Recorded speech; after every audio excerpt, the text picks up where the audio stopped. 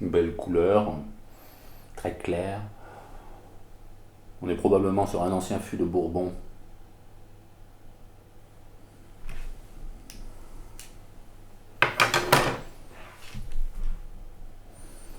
Au nez, on a quelque chose d'assez fumé, de tourbé.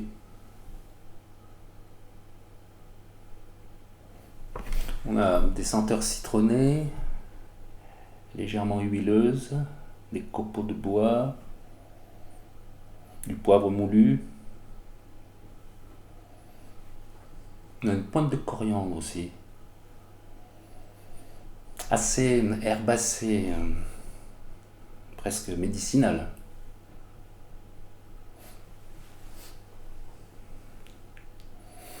On a un petit peu de miel, quelque chose de crémeux.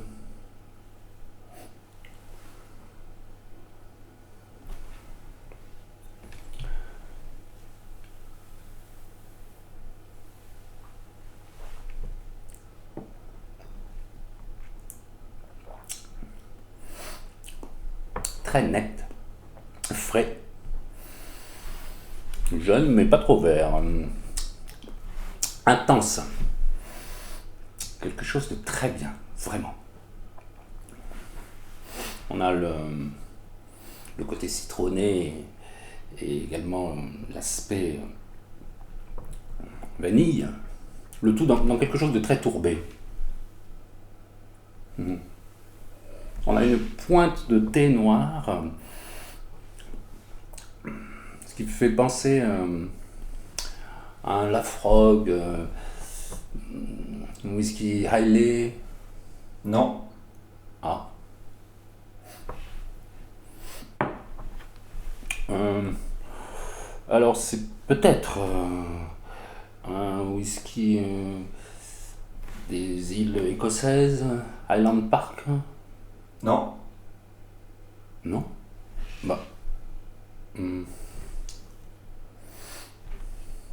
C'est pas un whisky américain.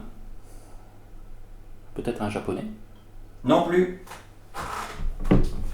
C'est un whisky français.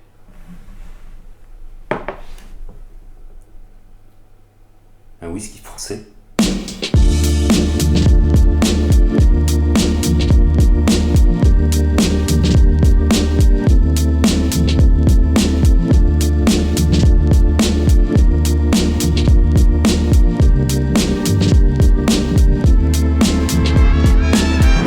Est-ce que tu peux nous faire le point sur la situation actuelle qu'il y a en France au niveau du whisky et comment tu vois l'avenir?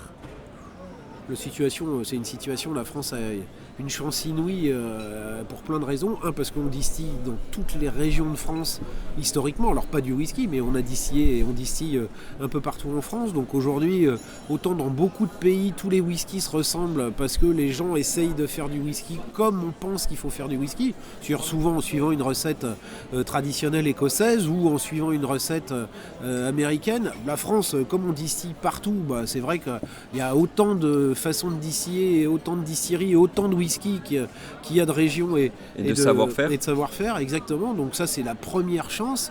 La deuxième chance, évidemment, c'est que la France est quand même un grand pays consommateur de whisky, le premier pays consommateur de single malt, dans le top 3 des pays consommateurs de whisky. Donc évidemment, il y a un intérêt naturel des Français pour le whisky. Donc forcément, il y a un intérêt naturel des Français pour le whisky de France.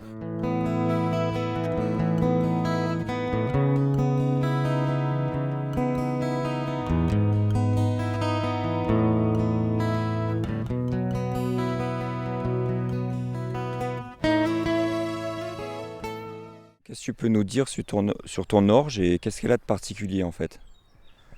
Alors, du coup, c'est une orge d'hiver, un escourgeon, on appelle ça. C'est des orges un peu rustiques et des orges adaptées à nos climats de montagne. Ouais. Donc ici, on est à 900 mètres d'altitude, on a de la neige plusieurs mois par an. Et du coup, c'est une orge qui est semée en fait à l'automne, fin septembre, début octobre, qui va commencer à pousser, puis ensuite qui va passer l'hiver sous la neige avant de repartir au printemps. Donc là on est fin juin, les orges devraient être moissonnées d'ici 3 semaines, un mois. Donc c'est des variétés particulières de montagne. C'était aussi le projet du domaine, qui est une ferme distillerie, donc une ferme tout autour, on voit les champs. Donc on cultive nos céréales avec ces variétés-là. Et l'envie, c'était un choix de variétés particulière et d'aller chercher justement la typicité de chaque céréale, de chaque goût, de chaque variété. Donc là, c'est de l'orge, mais on fait aussi du seigle et aussi du grand épeautre. L'orge, c'est la céréale classique des whiskies écossais. Donc c'est un peu une réinterprétation montagnarde du whisky avec nos orges de montagne, quoi. Puis nous, notre volonté, c'était surtout de ne pas faire comme les Écossais qui font du whisky depuis des centaines d'années. Nous, c'était la volonté de mon père, c'était vraiment d'utiliser une céréale emblématique bretonne, en l'occurrence le blé noir, pour promouvoir déjà la région et puis faire un whisky qui est différent des autres. C'est pas faire un whisky comme les Écossais à base d'orge, ça tout le monde peut le faire. Le blé noir, voilà, on est encore et toujours l'unique distillerie au monde à pouvoir proposer un whisky à base de blé noir. Donc ça, Il y a un autre nom pour le blé noir, non, il me semble. Sarrasin, oui, vous pouvez l'appeler sarrasin aussi. Ouais. Ah, Ouais. Il faut bien aussi savoir que le blé noir n'est pas comme une céréale comme de l'orge ou du blé. C'est-à-dire qu'au niveau botanique, le blé noir c'est une polyganacée. Et puis au niveau, pour le blé ou l'orge, c'est une graminée. Mais là on parle niveau botanique. C'est quand même assez original d'avoir choisi le blé noir comme céréale première pour ton whisky. Ça vient d'où cette idée? Alors en fait cette idée-là, en fait, elle est née en Écosse. En fait, mon père a créé la distillerie des Menhirs en 86. Il faisait des produits à base de pommes. Et puis il voyait comme il avait fait 3 gamins et puis qu'il voulait mettre les 3 gamins à la distillerie pour bosser toute l'année, il s'est dit avec les produits saisonniers comme le pommeau, le cidre et le lambic, je ne pourrais pas les faire bosser toute l'année. Donc il cherchait un nouveau produit qui aurait pu permettre de booster la distillerie des Menhirs. Et donc c'est lors d'un voyage en Écosse, dans les années 90, mi-90, qu'il a fait la rencontre avec une distillerie écossaise. Il a eu le droit de visiter cette distillerie-là avec le maître de chez, qui lui a appris tous les ficelles du monde du whisky. Mmh. Puis en plus, lui, ce qui l'avait vraiment surpris, c'est que c'était au mois de février, il faisait un temps de chien, il faisait froid, il pleuvait, enfin bon, l'idée qu'on se fait de l'Écosse. Mmh. Et puis il se disait en plus, mais comment que ça se fait qu'au mois de février, en plus, il y a des camions qui rentrent, qui sortent, que ça marche bien, quoi. Alors que moi, avec mon pommeau, et lui, avec son pommeau et son cidre, ça marche que 4 mois dans l'année, quoi. Donc, suite à cette visite-là, il a fait des essais avec son appareil de chimiste. Parce que lui, il faut savoir que mon père était prof de maths. Donc, il a conservé tous ses appareils. Et plutôt que de partir dans du whisky comme les Écossais à base d'orge, il s'est dit, moi, il y a du blé noir en Bretagne. J'aime pas faire comme les autres. Donc, je vais faire différemment. Donc, je vais faire du whisky à base de blé noir. Le blé noir, en fait, il faut savoir aussi, c'est très important. T'as pas besoin de produits, en fait. T'as pas besoin de pesticides, t'as pas besoin de le traiter. Ça pousse sans que tu aies besoin de louzou, comme on dit en breton, de médicaments pour qu'ils germent. C'est important, ça, c'est bien. Ouais, et puis dans le blé noir, il n'y a pas de gluten. Donc pour tous les intolérants au gluten, ça peut être une solution, le whisky est dû. Alors, c'est toi qui la cultives? Voilà, donc on a 38 hectares de terre, donc on est agriculteurs, nous. Donc on produit 10 hectares d'orge par an, on a une surface de 30 hectares de céréales, 8 hectares d'herbage. Donc on fait orge, blé, colza et donc on stocke 10 hectares d'orge à peu près. Et là cette année c'est une belle orge, donc elle est bien propre. Là il faut que je prenne justement les températures et puis l'humidité bien sûr. Parce que qu'est-ce qui se passe à ce niveau-là en fait? C'est du stockage ou alors c'est un passage obligatoire là? C'est un passage obligatoire, ça s'appelle la dormance. Une fois qu'on récolte l'orge dans les champs, il y a 50% à 75-80% de grains secs, il y a 25 à 50% de grains encore verts. Donc il faut le sécher. Parce qu'un grain vert que vous mettez dans la terre, il va pourrir, mais il ne va pas germer. Un grain sec va germer. Donc il faut tout sécher. Et là, tous les 15 jours, on va faire un test de germination. Donc on prendra 10 grains. Et si on voit sur les 10 grains, sur du coton humide, ils germent, c'est-à-dire que la dormance est élevée. Mais pour être sûr, on va prendre 100 grains. Puis là, on va reprendre un peu partout, mélanger. Et là, si vraiment on est sûr, ça partira en malterie après. Eux referont un contrôle de dormance. Puis après, les 50-60 tonnes partiront en semis et reviendront au sac. C'est ce qu'on va voir après. D'accord. Donc en fait, toi, tu cultives la céréale, après elle part se faire malter et C'est après ça. elle revient. Elle revient en sac, voilà, exactement. Voilà. Mais tu utilises que la tienne de céréales. Voilà, c'est contrôlé par l'administration, c'est dans des lots, c'est pas une autre céréale, c'est vraiment la nôtre. Ouais. Ouais, D'accord. tout à fait. Donc ça reste un produit fermier. Bière fermière, c'est pas courant. Le whisky fermier, encore moins. Hein. Ouais. Donc en France et dans le monde, on ne doit pas être très nombreux. Hein. Donc c'est une volonté d'avoir une concentration verticale, hein, de A à W, agriculteur whisky. Il n'y a pas de Z dans bière, ni en whisky. Donc voilà. C'est vrai que stocker de l'orge ou moins des céréales, c'est très complexe. Ouais. Ça demande un contrôle d'humidité, température. Parce qu'il faut que ce soit à l'air libre du coup quand même. Ou c'est Il faut que ce soit ventilé. faut que ce soit ventilé. Ça peut être à l'air libre, comme ça peut être. C'est par rapport à l'épaisseur du tas. Plus le tas est haut, il faut qu'il soit ventilé. S'il est pas il est épais, ben, il n'y a pas besoin de ventilation. Parce que l'épaisseur fait qu'il ne chauffera pas. Et ouais, ouais, ouais. C'est exactement c'est ça le principe. Comme on court après la place, on court le temps, après on court après tout. Donc, qui fait qu'on arrive à d'autres problèmes. Voilà. Donc c'est pour ça qu'on refroidit de là et on va refroidir de là où justement vous allez le voir. Hop. Donc là on prend le premier thermomètre. Donc ça plonge à 2,50 m de profondeur. Là à 23 degrés, si vous pouvez le voir de là, je pense pas. Non, je crois pas. C'est ça que la température est stable ici. Il faut dire il y a deux tas. Hein. Il y a une parcelle, c'est la même parcelle, mais il y en a une qui c'est plus et tout, et là elle chauffe un peu plus celle-là. Et est-ce que ça représente 10 hectares? À peu près. 26. Ah ben c'est bon. Il était à 28 hier. Ah. Parfait. Il est remis en route. Donc ça va aspirer l'air autour. Ça va à 3 mètres de diamètre. Ça part en dessous, ça ressort. Vous sortez le dehors de grappe, peut-être un peu. Ouais, carrément. On sort. Et là, sur le salon, c'est un peu là. On sort, ça. Là en fait, on est à l'endroit où tout commence, où on reçoit l'orge par camion, c'est ça? Oui, par camion, oui. Le camion de 25 tonnes. Donc ici, on a un silo en fait qui sert de cuve tampon. Donc le camion livre les 25 tonnes. Et on peut stocker l'orge ici à l'abri de l'humidité sans problème avant de l'utiliser pour le brassage. D'accord. Et donc après, ça part de là et ça rentre à l'intérieur du bâtiment. Oui. On a une petite vanne guillotine là, pour bloquer la sortie. Et quand on a besoin, il s'ouvre et le système de câble avec des petits œillets l'emmène dans la salle de concassage. D'accord, allons-y. Donc l'orge arrive ici du silo et donc après, qu'est-ce qui se passe? Donc soit on a notre base d'orge qui est vraiment standard, qui reste dans le silo. Et si on peut aromatiser d'une façon spéciale le whisky, on peut rajouter des orges spéciaux, fumés, déjà beaucoup fumés, dans cette petite partie ici. C'est à ce niveau ici, oui. Ok, donc du coup là on le mélange, voilà. Et après ça part là-dedans? Après ça part ici dans le concasseur, donc c'est là où il y a les gros pignons qui viennent écraser l'orge. D'accord. Donc les réglages sont ici. On peut voir ici le résultat d'ailleurs.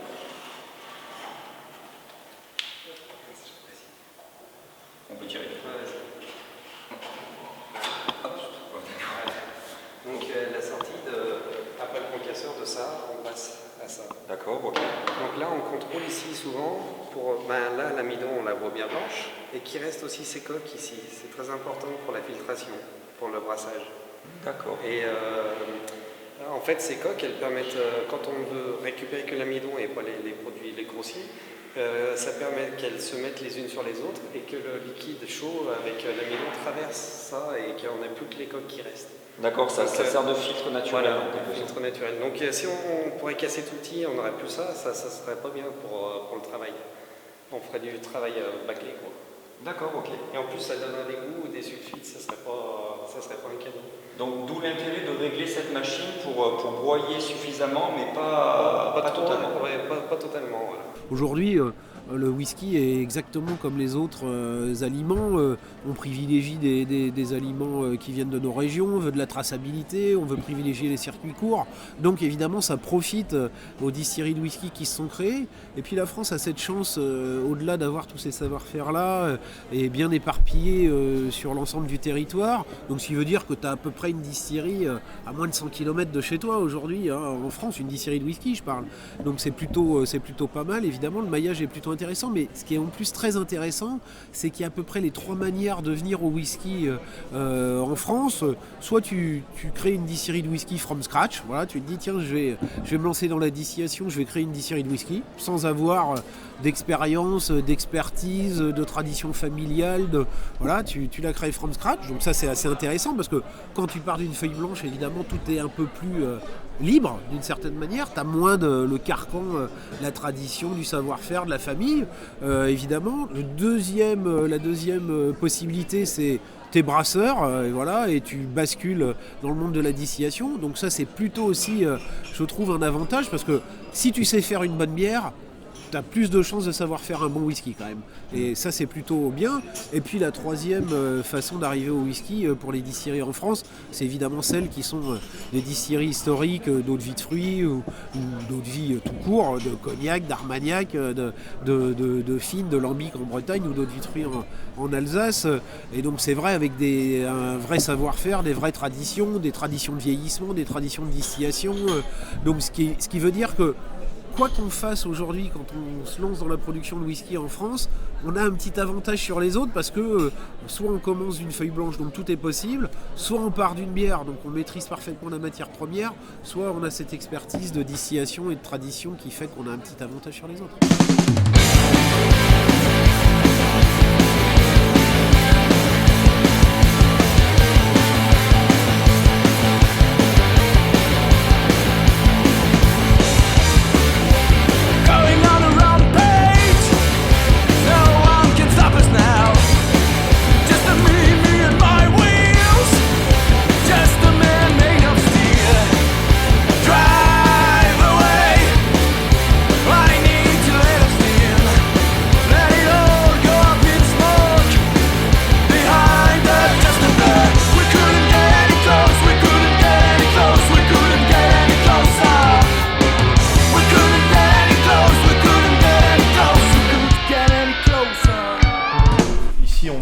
De brassage avec les 3 cuves, la cuve de brassage, la cuve eau chaude et la cuve d'ébullition. Donc ces cuves me permettent de fabriquer à peu près 500 bouteilles de bière, à peu près 400 litres. La cuve par elle-même fait 300 litres. Donc lorsque je brasse, j'enquille 2 brassins dans une journée de façon à pouvoir fabriquer 500 bouteilles de bière. Voilà. Donc la composition de la bière, chacun le sait, le premier ingrédient de la bière, c'est 90% d'eau.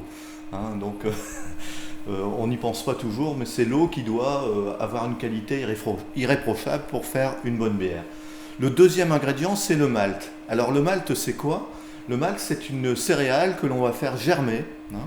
Alors pourquoi fait-on germer cette céréale? Parce que finalement, il faut savoir que lorsque la graine libère sa radicelle, elle va aussi libérer des enzymes qui vont permettre à la plante de croître, d'accord? Ces enzymes qui vont être libérées au moment de la germination de la graine, on va les récupérer pendant le brassage pour les faire travailler et transformer l'amidon qui est dans la graine en sucre fermentescible, bien sûr, et en sucre non fermentescible qui vont être transporteurs de goût, qui vont participer au bon goût et au corps de la bière. Donc vous avez compris, la germination de la céréale permet d'obtenir de l'alcool à partir du grain, d'accord? Et c'est donc dans ce processus de brassage, en montant la température de 50 à 80 degrés, que l'on va transformer l'eau et le grain en un jus sucré pendant l'empâtage, en un jus sucré qui s'appelle le mou de bière. Donc voilà l'alchimie. Au début, vous avez de l'eau et du grain. À la fin du brassage, vous avez un jus sucré et du grain. Donc c'est ce qu'on appelle l'empâtage et qui va permettre, un peu comme les vignerons ont le jus de raisin, nous avec de l'eau et du grain, d'avoir un jus sucré qui sera ultérieurement fermenté pour obtenir de l'alcool et obtenir la bière. la bière est à 100 degrés, donc on va transférer ici dans la salle de fermentation, dans une des cuves, peu importe, souvent celle du haut, la bière qui est à 100 degrés, et la refroidir, puisque c'est des cuves frigorifiques, et la refroidir à 25 degrés, pour pouvoir y introduire les levures le soir du brassage. Levure Saccharomyces cerevisiae, ce qui veut dire en bon français la levure de bière. La levure de bière, la même qui sert, on l'a un peu éduqué. Pour le pain. Voilà, pour le pain ou la tarte, etc. Pour la pâtisserie, c'est exactement la même. Donc voilà, on met les levures le soir du brassage et dans la nuit, la fermentation va démarrer. Elle sera un peu voluptueuse, puisque il y a quand même une grande quantité, donc ça va bouillonner pas mal. Au bout de 4 jours, la fermentation va se calmer. Les particules en suspension dans la cuve vont tomber au fond de la cuve, et la bière va commencer à se clarifier. Donc c'est donc au bout d'une semaine qu'on va soutirer d'une première cuve à une autre cuve, en laissant les particules déposées au fond de la cuve, et dans une deuxième cuve pour continuer cette clarification, et dans la deuxième cuve, laisser les particules tomber au fond de la cuve pour que la bière se clarifie. Alors pour faire du whisky, il faut de l'eau fraîche pour pouvoir brasser et faire une bière qu'on va ensuite distiller. Et cette eau, il en faut en quantité. Il faut qu'elle soit, pour nous c'était très important qu'elle soit non traitée. Donc de l'eau non traitée, il faut qu'elle vienne d'une source. Et il faut que la qualité de cette source soit suffisante pour que la fermentation se passe bien, pour que le whisky soit bon. Et c'est quelque chose qu'on a trouvé ici. On est bordé par le parc du Vercors. Donc c'est des grandes étendues d'herbes herbeuses. Et il y a donc des sources qui ressortent un petit peu partout ici sur les contreforts. Et juste à côté de la distillerie, on a une source abondante toute l'année, fraîche, ce qui est aussi important. Et donc, pour nous, c'était un critère déterminant dans le choix du lieu. Donc là, la source, on l'a fait tester, elle est potable directement, elle coule toute l'année, en abondance, elle est fraîche, et donc c'est génial, et c'est pour nous un gros plus pour la fabrication du whisky. Donc là, c'est la partie fabrication proprement dite du mou. Ouais. Donc à gauche, on a la cuve d'ébullition et d'empâtage. Donc c'est là où on va mélanger la farine de malt avec l'eau et on va la faire chauffer pour décomposer l'amidon en sucre. Et ensuite, on envoie tout dans le deuxième côté, la deuxième cuve qui est la cuve filtre. En fait, c'est une grosse passoire qui va nous permettre de récupérer le mou. Ouais. Et ensuite, le mou qui est refroidi et qui est envoyé dans ces grosses cuves en inox pour la fermentation. Voilà. D'accord. Donc, en fait, c'est encore la partie brasserie, là. Voilà, c'est ça. Là, on est totalement dans la partie brasserie, donc fabrication du mou avant fermentation. Voilà. Okay. Pour notre whisky, on fait de la fermentation sous bois. C'est-à-dire que le mou, il est refroidi, on l'envoie dans ce tonneau avec les levures, et on va fermenter. Donc la fermentation dure entre 3 et 4 jours. Et ça, c'est original, par contre, ça se fait pas de partout. Non, ça se fait pas partout. C'est-à-dire que en général, on fait fermenter dans des cuves en inox, ou en fibre ou en plastique. Et nous, on fait une fermentation sous bois. On est parmi tous les pays non historiques, je veux dire, en dehors de l'Irlande, de l'Écosse, du Japon, du Canada, des États-Unis, de tous ces nouveaux pays qui produisent des whiskies. On est quand même un des premiers. La première distillerie de whisky en France, elle s'est créée en 1983. Le premier whisky 100% français est sorti en 1987 avec la distillerie Waregem en Bretagne.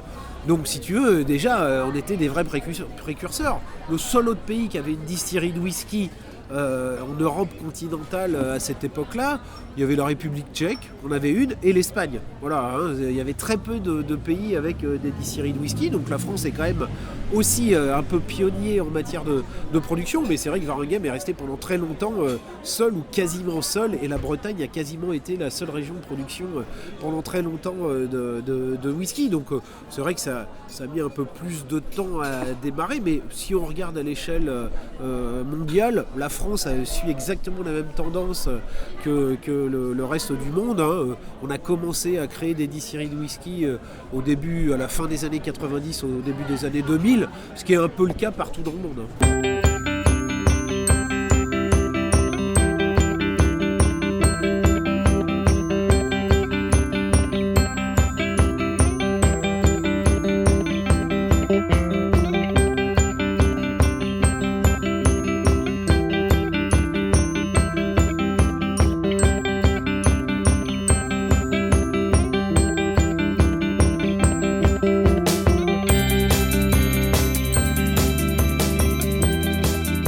moi, la première chose qui me frappe, c'est le côté familial, artisanal de ta distillerie. C'est tout petit, c'est chaleureux. Elle est toute petite. C'est vrai que c'est certainement une des plus petites distilleries artisanales en Alsace. Elle est largement suffisante pour la production de notre établissement. Ce qui est intéressant, c'est que ça nous permet de travailler dans de très bonnes conditions, en sachant qu'on distille surtout l'hiver. Alors, je travaille avec différents types d'alambics, essentiellement des alambics traditionnels que l'on peut voir ici. Donc, ce sont des alambics à repasse. C'est ce qui était le plus utilisé il y a 50 ans en arrière. Oui. Les particuliers qui distillaient travaillaient surtout en distillation avec des alambics de ce type. Et les tiens, ils datent de quelle année? Tu as une idée? Ça, ce sont des alambics qui doivent dater des années, je dirais, 1940, 1930. C'est même celui-là, honnêtement, je ne sais même pas de quand il date, mais il est certainement très très ancien. Ok, et donc là nous avons un alambic à colonne, c'est ça? L'alambic à colonne est utilisé par moi-même depuis pas mal d'années. Je crois que mon premier alambic à colonne, j'ai démarré dans les années 80-85 avec un alambic à colonne. Et c'était à l'époque du matériel qui était très très peu utilisé encore en Alsace, mais qui était déjà beaucoup plus performant que les alambics traditionnels. Donc là encore, tu as été un peu précurseur. On était précurseur un petit peu dans ce type de matériel en tant qu'entreprise artisanale, mais il faut savoir que ce matériel, quand je dis performant, ce n'est pas une histoire de gagner du temps, ou si on veut produire avec un alambic à colonne de très bonnes eaux de vie, il faudra exactement autant de temps qu'avec un alambic traditionnel. La seule chose, c'est que c'est du matériel qui est mieux pensé aussi à tout type de fruits pour la distillation. On peut produire de très bonnes eaux de vie avec les deux types d'appareils. C'est une façon de travailler différente. Il est clair qu'avec un alambic à colonne, il faut travailler lentement et se prendre le temps. Si on distille, on chauffe trop vite, on va finir notre boulot plus rapidement, mais la qualité de l'eau de vie en subirait des conséquences. La qualité serait moins bonne. Il faut donc, avec ce type d'alambic à colonne, faire très attention à ne pas aller trop vite.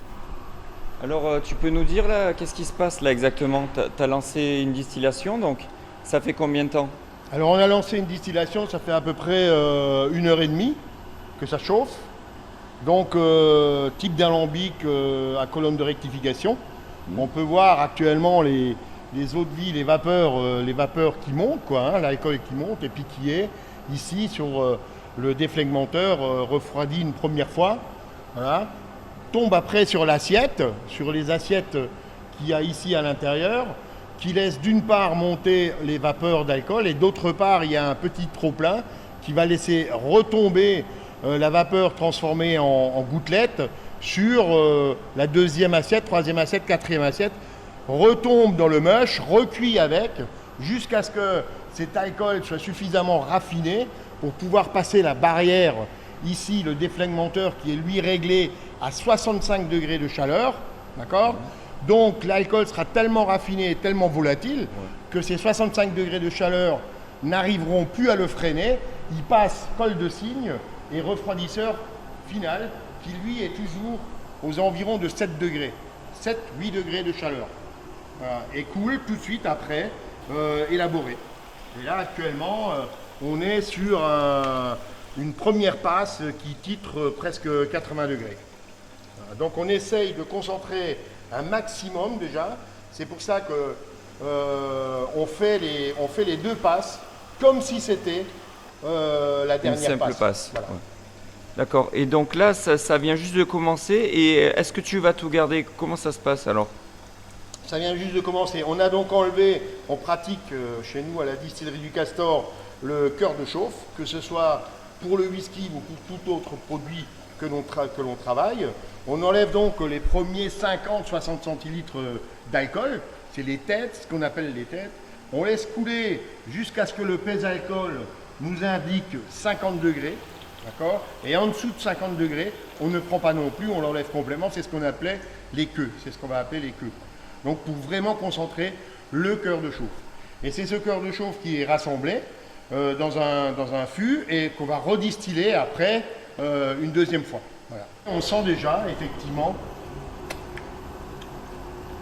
le côté très plein collant au palais, hein, côté floral derrière qui vient de cette orge sélectionnée et de la qualité du brassin qu'on fait. Mes alambistes, ce sont des alambiers à parfum au départ. Ils étaient... Donc ça, mon prédécesseur, il l'a acheté à la foire de Lyon en 1923. Il était destiné à Grasse, hein, pour les parfums, pour distiller de la lavande. Et puis lui, il a observé ça, il a dit ça devrait fonctionner pour nos mares, parce que les mares, donc on les charge sur des paniers, tu vois, comme ça. Hein, pour pouvoir les ressortir surtout. Alors la lavande c'était pareil, il faut pouvoir la ressortir après. Hein. Donc tu mets dedans, tu envoies la vapeur traverse la matière, on dirige les alcools sur les deux colonnes. Et c'est là qu'est le secret de l'Alambi, c'est que ça c'est un brevet, dedans il y a des anorachiques. Ce sont un peu comme des pierres de céramique ou de lave si tu veux, percées, qui turbulent la vapeur, tu vois. Elles freinent la vapeur. Et du coup, elle fixe bien les éthers, les eaux lourdes. Tout ce qui est dérangeant dans les alcools, c'est bien fixé là. Tout ce qui fait mal à la tête. Voilà. Et du coup, quand ça arrive dans le serpentin, c'est déjà tip-top. Et on a des arômes sortis d'Alambi sensationnels.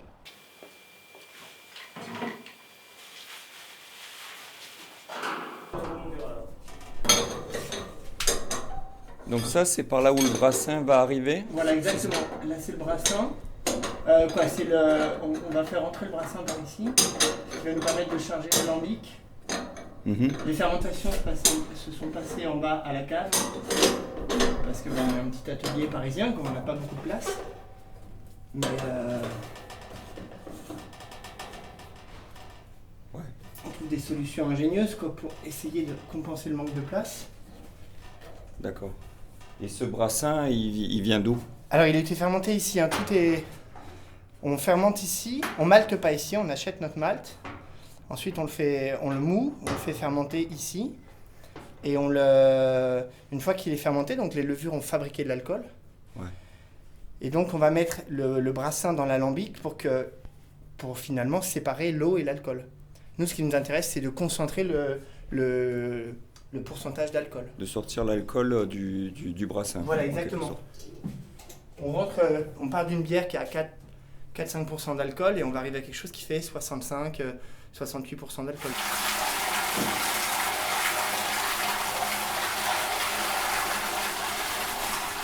Et donc là, comment tu fais pour savoir le niveau en fait du brassin que tu mets dedans? Comment tu sais pour savoir que la mesure va être exacte? Alors on pèse le brassin et après, les volumes sont précalculés dans la cuve. Donc ça c'est vraiment l'habitude. On a deux brassins, un brassin et demi dans la cuve et on règle les deux comme ça. Et du coup ça va faire combien de quantité? Là à la fin, on va sortir à peu près, sur les 2 tours qu'on va faire dans la journée, on va sortir un peu, on va faire une trentaine de litres d'alcool à 65%. On est à Paris, donc l'intérêt d'être à Paris, c'est d'être connecté à un monde de création. On revendique Paris comme un terroir de créativité. Par conséquent, on ne revendique pas une notion de terroir ou un côté un peu funky d'être dans Paris, même si c'est super rigolo. Le vrai truc, c'est d'être connecté à un univers de créativité.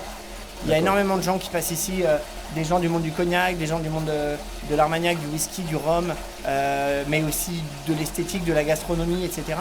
Et c'est vraiment ça que fait Paris, cette espèce de... Il y a un truc français quand même sur une idée de l'esthétique à la française. On n'a pas inventé la gastronomie, on n'a pas inventé la mode, on n'a pas inventé la parfumerie, on n'a pas inventé la distillation, mais quand même, il y a une façon de traiter ces univers-là à Paris qui est un peu différente de ce qui se fait ailleurs. Ouais.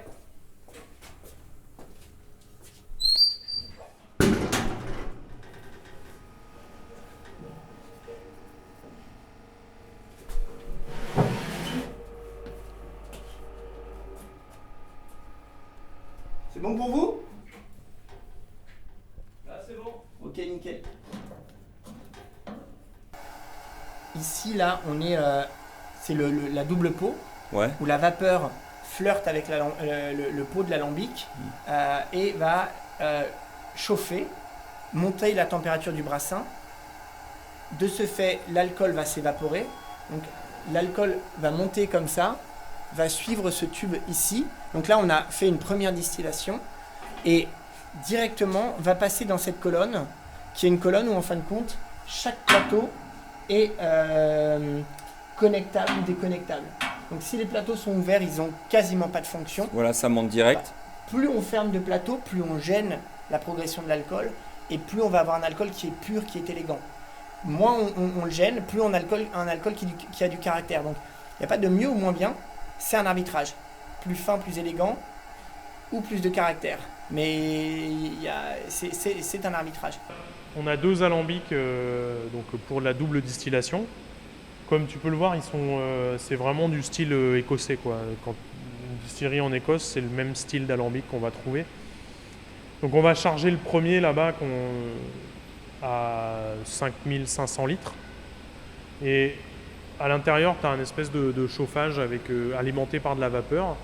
Ça va monter en température. Ça va passer dans la partie conique qu'on appelle le chapiteau. Et en fait, dans le chapiteau, il va y avoir une réaction entre les vapeurs d'alcool et le cuivre qui vont permettre d'enlever certains composés soufrés.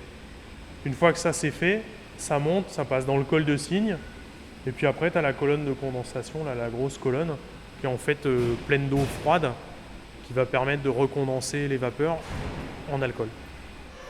Donc pourquoi il y en a un qui est beaucoup plus gros que l'autre? Tu peux nous dire, c'est quoi l'intérêt? En fait, c'est vraiment le principe de la double distillation à l'écossaise, on va dire. Tu as le premier qui est le wash still, dans lequel tu vas mettre toute ta fermentation et qui va faire un premier tri, on va dire, et une première purification. Au début, on le charge à 5500 litres. À la sortie, on n'a plus que 2500 litres. Mais par contre, là où on était à 8% d'alcool, maintenant, on est à peu près à 30%. D'accord. Voilà, et du coup, les 2500 litres à la fin de la première distillation vont dans le petit alambic, là, le spirit still. Et on refait exactement la même chose. Là, c'est un peu plus large. Comme là, tu as la boule, là, ouais. Une espèce de boule. Ouais, l'oignon, un espèce d'oignon. Ouais, c'est ça. Et en fait, ça va permettre les vapeurs. C'est un peu comme le principe dans un verre de dégustation, c'est-à-dire que les vapeurs, elles vont commencer à monter. Là, elles vont se dilater. Et puis après, avec la forme conique, tu vas les forcer en fait à se recondenser quelque part. Et du coup, elles vont réagir avec le cuivre et redescendre un peu dans le mélange. Voilà. Après, ça descend et dans la colonne de condensation. Ok. Je vois que ton col de cygne, il est en descente. Ça, ouais. ça aussi, ça a son importance. Ouais. Tu peux nous en dire plus? Alors, si le col de cygne il était vers le haut, par exemple, on continuerait, les vapeurs, elles continueraient, si tu veux, à devoir monter. Et si elles se recondensent, du coup, elles redescendent. Donc, elles redescendent dans l'alambic. D'accord. Alors que là, en fait, on coupe cette possibilité avec l'alambic vers le bas, on coupe la possibilité pour elles de redescendre dans le mélange. Donc, en fait, c'est toute l'histoire, c'est un équilibre entre la surface de cuivre et les vapeurs. C'est-à-dire, plus tu vas augmenter la surface de cuivre, donc monter le col de cygne vers le haut, plus tu vas avoir de réaction, donc plus tu vas purifier ton whisky. Moins tu vas le purifier, donc plus vite tu vas redescendre, plus tu vas emmener des aromatiques un peu plus lourds, un peu plus charpentés, quoi, comme whisky. Si tu prends un bon exemple, par exemple, c'est Glenmorangie en Écosse qui a des alambics très très très hauts, donc ils favorisent une réaction très très longue, donc ils vont purifier énormément leur whisky. Et à l'inverse, des alambics comme Ardbeg qui sont quand même plus ramassés par rapport à la taille de l'alambic, qui favorise du coup un distillat plus lourd. Donc là, qu'est-ce qui est en train de se passer? Là, je viens de remplir mes 2 premiers vases avec du mou de malt, c'est-à-dire je remplis à peu près 250 litres par vase. Et le 3e, qui est en coulage, n'a aucun litre. C'est-à-dire que c'est un vase qui va faire un tampon, qui va récupérer toute la mousse des 2 autres vases. J'ai été obligé de m'adapter avec cet alambic, j'ai été obligé de m'adapter pour faire mon whisky parce que pour les fruits c'était totalement différent. Mais pour le whisky j'avais le problème de mousse. Et comme je ne rajoute pas de corps gras dans mon mou de malt, je suis obligé de faire des vases tampons pour pouvoir récupérer et pouvoir distiller. Parce que cet alambic, à l'origine, il était ambulant. Oui. Et c'était pour... il allait dans les communes pour les fruits, c'est ça? Exactement. On a arrêté en 2008 d'être ambulant et on s'est mis en fixe. Et c'est là où le projet de whisky nous est venu. Et voilà, et maintenant on est à peu près 80% de notre temps à faire des whisky. Et cet alambic, on sait à peu près l'âge qu'il a? Oui, tout ce qui est partie vase est de 1929, la chaudière 1964. Voilà. Dans une journée, si j'arrive à faire 2500 litres de mou en distillation, c'est le gros maximum. 2500 litres pour, pour 250 litres au final? À quelque chose de près, je varie moi entre un mot mou, il fait entre 6 degrés et 6 degrés et demi. Voilà, je monte pas plus haut parce que je me suis aperçu que si je montais trop haut, on perd des arômes. Donc je préfère avoir un peu moins de rentabilité et avoir un goût qui est quand même plus différent à la fin. Dans le collecteur où il y a la vapeur, je fais chauffer que le premier. Et le premier est chauffant, la vapeur d'alcool va chauffer le second. La vapeur d'alcool du second et du premier va chauffer le troisième, mais par contre là, ça va être différent. Donc là, ça va partir en coulage dans la colonne de rectification. Dans la première colonne derrière, c'est une autre colonne de tampon, et après colonne de rectification. Voilà, là ça commence à couler. Ah ouais. Donc là, c'est toute la tête qui coule. On sait bien que ça coule à 82. J'ai bien réussi mon mou, je vais avoir un mou qui va être à peu près à 6,5 degrés. Donc bonne rentabilité pour moi. Dès que ça va arriver à 70 degrés, je vais séparer. Je vais mettre là ça va être mon cœur de chauffe. Ça, je vais le repasser. Allez, je vais gagner un petit peu. C'est ridicule ce qu'on va gagner, mais bon, c'est la tradition, on a tout à fait comme ça. Et après, le reste, ça va couler à 74, 75, 76 degrés. Et après, une fois que ça va remonter, dès que ça va arriver à 66 degrés, je retourne et ça va être la queue.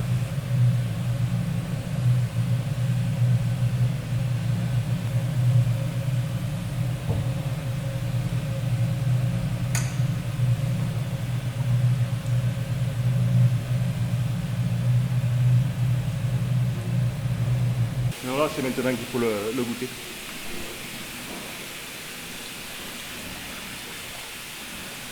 On a une certaine douceur, on n'a aucune agressivité, on n'a pas de... Ça a l'air très fruité, non? Voilà, c'est pas sec, on a déjà un petit côté gras qui est très agréable. Alors là, on est un peu dans l'histoire de la famille, oui, c'est ça? Exactement, ça c'est le premier alambic de mon grand-père, qui est de 1907. Donc là, il s'en servait surtout au début pour faire de l'alcool d'état. C'est-à-dire que tout le monde avait des vignes, donc tout le monde distillait sa vendange. Donc là, il était itinérant avec ses roues en fer, mais bon, il faisait moins de trajets que ce qu'on faisait avec l'autre alambic. Mais il a servi pendant 40 ans. Est-ce que ça a été le premier distillateur de la famille? Oui, mon grand-père était le premier distillateur de la famille. C'était une coïncidence, c'est qu'avant il était ouvrier chez un distillateur et le distillateur il a cédé l'alambic et il est parti de lui-même. Voilà. Il est parti, il avait 25 ans, et il en a 94 maintenant. Ouais. L'alcool conserve apparemment. Qu'est-ce que tu peux nous dire sur tes 3 alambics là? Ils ont une histoire, ils ont l'air vieux, non? Ouais, moi j'ai récupéré là les alambics, j'en ai 3, il y en a 2 de 600 litres qui sont là à gauche. que j'ai récupérés de la distillerie de mon père et que lui a utilisés, qui sont de fabrication alsacienne, qui sont des alambics à bain-marie à la repasse. Et quand je me suis installé là, j'ai acheté celui-là, qui est aussi un alambic à la repasse au bain-marie, que j'ai acheté parce que j'avais de la place pour en installer un troisième. Je ne sais pas si je peux le dire, mais je suis un peu fou. Donc, tu peux. Quand je suis un distillateur et je suis amoureux des alambics, alors quand j'en trouve un, je l'achète parce que j'ai toujours dans mon esprit de faire un musée. Et là, on en a un qui est un itinérant qui passait donc de ferme en ferme. Et parce que les gens distillaient beaucoup en Alsace. Et celui-là, il doit dater de l'entre-deux-guerres. Alors, qu'est-ce qui me fait dire ça? C'est les roues pleines qui ont été mises là-dessus et qui sont des roues de canons allemands. Ah, d'accord. C'est des roues pleines qu'ils avaient sur les canons pendant la Première Guerre. Les gens distillaient. Les gens qui n'avaient pas assez de sous pour se payer un alambic à eux passaient par le loueur d'alambic et ils se louaient l'alambic et ils distillaient chez eux. D'accord. Donc, grosse tradition. Donc j'en ai dans mes hangars, j'en ai une bonne dizaine.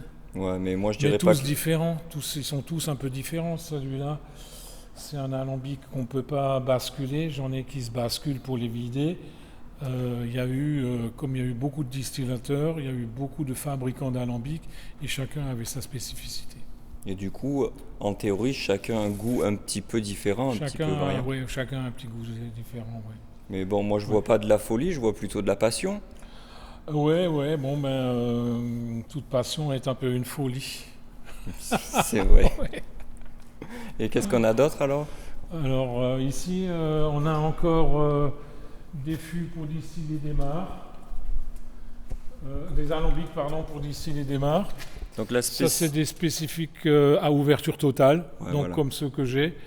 C'est-à-dire on ouvre le couvercle complètement et on peut, à ce moment-là, à l'aide d'un palan, descendre un panier.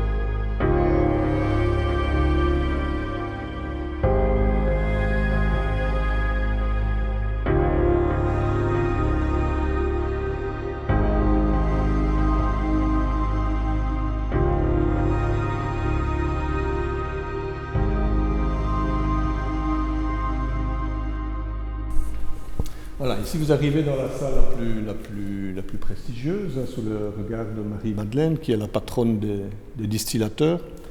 On va donc procéder à la distillation.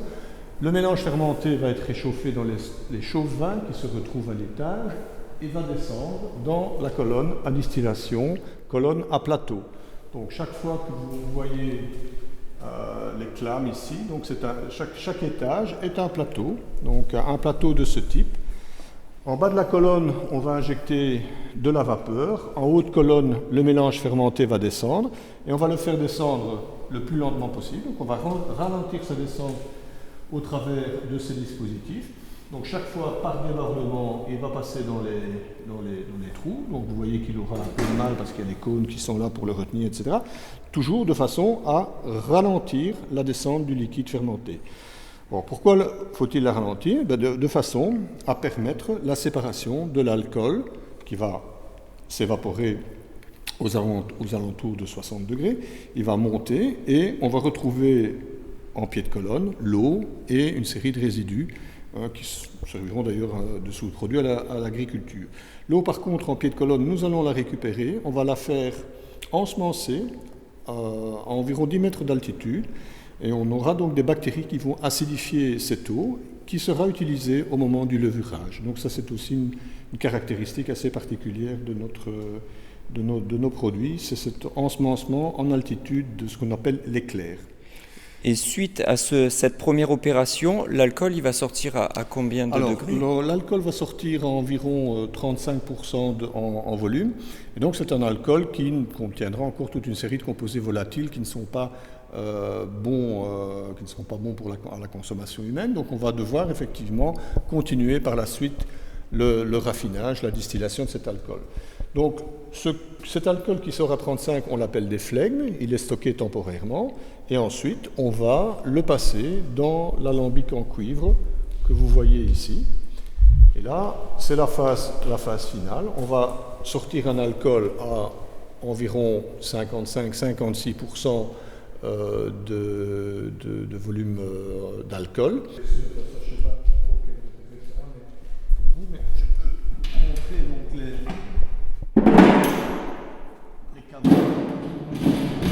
Là, vous avez des caveaux en céramique. On les voit. On peut retirer la planche si ça vous intéresse. Hein, donc, parce qu'avant de retirer la planche, il faut qu'on retire les deux bouchons. Ah, c'est vraiment un tout d'époque. Ça ira? Oui. Voilà. Et là, vous voyez, on sent les émanations de produits. Donc, il s'agit des caveaux dans lesquels ça va simplement transiter. Hein.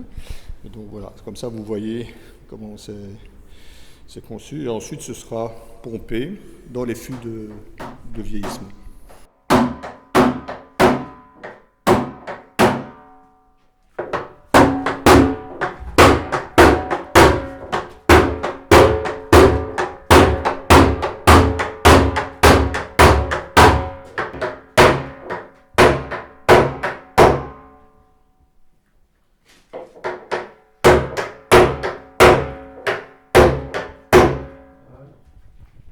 Il faut que les douelles soient plus étroites au debout, plus larges au milieu.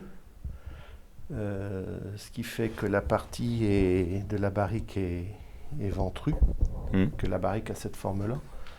Si c'était un cylindre, ça pourrait être un cylindre. Le problème, c'est que le serrage serait difficile.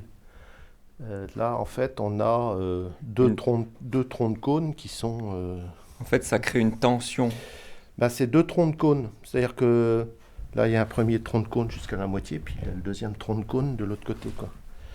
Et si c'était cylindrique tout du long, quand on emboîte 2 cylindres, au bout d'un moment, les cylindres, ils coulissent l'un dans l'autre. Et là, on aurait les cercles qui coulisseraient le long du fût. Quand on met deux cônes, quand on emboîte 2 cônes l'un dans l'autre, donc là, premier cône le bois, deuxième cône les cercles. Le bois travaille en extension, les cercles travaillent en compression. Les forces s'opposent, donc ça tient, quoi. Il y a celle-là qui est là. Ouais. Donc on prend une planche droite de chêne. Voilà, et puis donc on la passe sur la machine qui est là. En fait, on recopie le berceau de la machine, qui est plus étroit au debout, plus large au milieu. Et donc les dimensions aux 2 extrémités sont identiques. Et on va mettre une proportion de bois un peu plus importante au milieu qui va provoquer ce qu'on appelle le bouge, qui va provoquer le cintre de la barrique, le ventre de la barrique. Et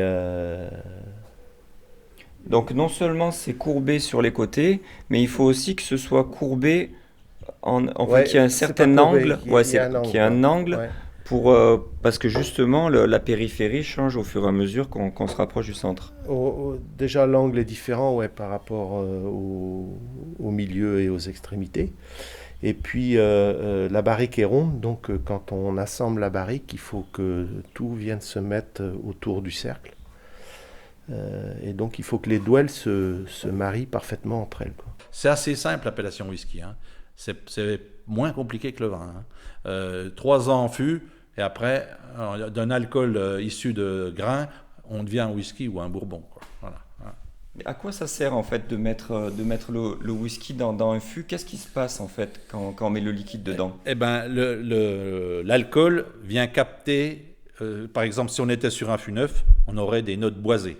Voilà. Très boisées, comme on a les vins par exemple pour les Bourgognes, on met en fût neuf pour venir chercher ces notes boisées. Donc après là, on l'a par exemple sur le cognac, on a différents types de bois et différents types de chauffe. La chauffe, c'est le feu qu'on fait à l'intérieur du fût avant de le fermer, qui donne au bois des notes de réglisse ou de caramel. Enfin, la note qu'on veut obtenir, on l'a par la chauffe, on va plus ou moins brûler chauffe. à l'intérieur. On brûle. Voilà, on pose donc un seau plein de feu à l'intérieur du fût pendant de quelques secondes à 1 minute et demie ou 2 minutes pour obtenir une aromatique spécifique de bois. Voilà. On sait ce qu'on cherche. Bon, ça c'est vraiment les régions qui travaillent le bois. Nous dans le Jura, on ne veut pas de boisé du tout. Nos vins n'ont jamais été boisés, donc on prend des fûts usés. Et donc on ne cherche pas à capter autre chose du bois. Nous on veut vraiment être sur le fruit. Et derrière, quand on remet nos whiskies, au lieu de venir capter les arômes de bois, les tanins, ils viennent capter les notes viniques, les notes du vin. Et c'est ça qui est intéressant. Et donc l'alcool pénètre le bois, se charge de ses aromatiques et le retransmet. Elle retransmet à l'alcool. Voilà. Dans les choix des fûts, ce que l'on aime, nous, déjà, en type de whisky, il faut se remettre dans le contexte de 2001-2002, quand on s'est posé la question pour démarrer du whisky, c'est qu'on aime des whiskies tourbés, très aromatiques. Donc, qu'est-ce qu'on a démarré à faire? Tous nos whiskies sont tourbés à la base. Tous? Tous. Il n'y a pas de whisky pas tourbé chez nous. Ils sont tous tourbés. Donc ça commence comme ça. Donc on est entre 6 ppm de phénol à 45 ppm de phénol.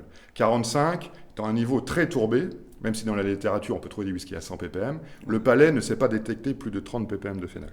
Donc de toute façon, ça veut dire qu'on a des whiskies de moyennement tourbés à très tourbés chez nous. C'est la base parce que c'est ce qu'on aimait faire. Puis il se trouve que ça répond aussi à une attente du public, de la clientèle, donc c'était un choix qui n'était pas forcément mauvais. Et 30 ppm, c'est ta moyenne, c'est ça? Oui, en gros, c'est la moyenne chez nous. Pour se référer, ça donnerait quoi chez les connus sur Hailey on va être chez Lafrogue, Ardbeg, Beaumort, voilà, ça, avec plus ou moins... Très tourbé, quoi. Oui, voilà. Ouais.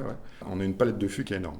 Pour en citer quelques-uns, donc on a cité dans le RRS par exemple le Fino, mais j'ai du Pedro Jiménez, de Lolo Rosso en vieillissement. Là, on a des fûts de Porto, vous voyez, qui viennent de rentrer, qu'on est en train de faire du finish dessus, de 2009 là. On a rentré, bien sûr, on a des fûts de Sauternes, des fûts de Banyuls, j'ai des fûts de Saint-Joseph, des fûts de Condrieu, des fûts de Von Romanet, des fûts de Nuit Saint-Georges. Enfin, on a une profondeur de gamme chez nous, sans parler des fûts bien sûr de Bourbon, qui viennent des États-Unis, des fûts neufs. On peut s'amuser, ça c'est un vieillissement justement en Porto, c'est pas commercialisé. Donc il va être très foncé. Sur Porto rouge en plus, ça c'est du rubis, donc c'est quand même quelque chose d'assez curieux, quoi. Tu vois la couleur de whisky. C'est pas commercialisé du tout. Pourquoi c'est pas commercialisé? Parce que c'est en vieillissement, ça travaille la star. Ah oui, d'accord, Là on est sur un cognac, c'était un fût de cognac, c'est un whisky de 2009 qui est passé en fût de cognac. De 2009 à avril 2015. Et là, il est en finish. De Porto, en finish depuis 3 mois. Ouais. Ah ouais. Ça, c'est assez... On sent le Porto. Vous pouvez goûter. Vous pouvez recracher, il n'y a pas de problème. Non. Bon, c'est en train de travailler. C'est clairement pas abouti du tout, mais c'est rigolo. Quoi. Ah purée, c'est bon. Allez, fais goûter. Mais il faut le surveiller comme l'huile sur le feu, des trucs comme ça, parce qu'il faut voir. Puis on fera peut-être des assemblages après, on verra. Après, on peut partir. Bon, là, c'est pas vieux ça, mais c'est pas grave. J'arrive à les ouvrir. Ouais. Donc là, c'est un 2013, mais c'est pas grave. Et on est à 12 ppm. Et là, t'es en Bourbon, là? Là, c'est du Bourbon uniquement. Regarde la couleur. Tu vois, ça, c'est un produit que moi, j'aime beaucoup, personnellement. Pourtant, c'est jeune encore. C'est très différent de ce qu'on a vu avant.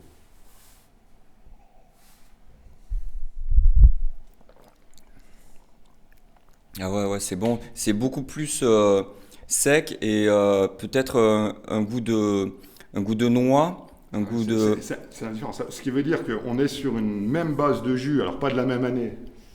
Hein, ça, on peut en parler aussi, est-ce qu'il y a une influence des années, l'effet année sur les céréales, etc.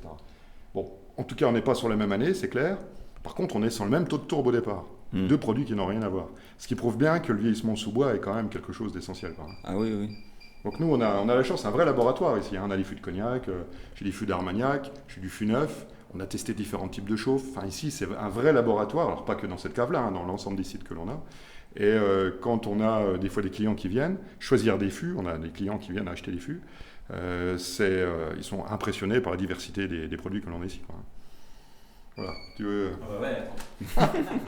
Donc, j'ai voulu faire un whisky bressant.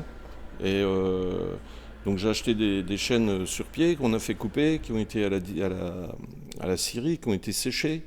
Le tonnelier m'a fait des tonneaux avec les chênes bressants. Et puis, on a fait donc un whisky de maïs. Donc, 100% maïs. 100% de maïs. 100% maïs. C'était une horreur à fabriquer, mais on a eu un mou et qu'on a distillé. Et puis, je ne l'ai pas encore goûté. Ah ouais, c'est une première ? Ouais, c'est une première. Ah bah, santé alors. Donc là, on a 2 ans de tonneau. Là. 2 ans. Et le tonneau, c'est... Ah bah oui, le tonneau, c'est... Il est... Du coup, chêne neuf. Ouais, il est vierge. Ouais, chêne neuf. Mais brûlé quand même un petit peu ou pas du Toasté. tout ? Toasté. Toastage 1.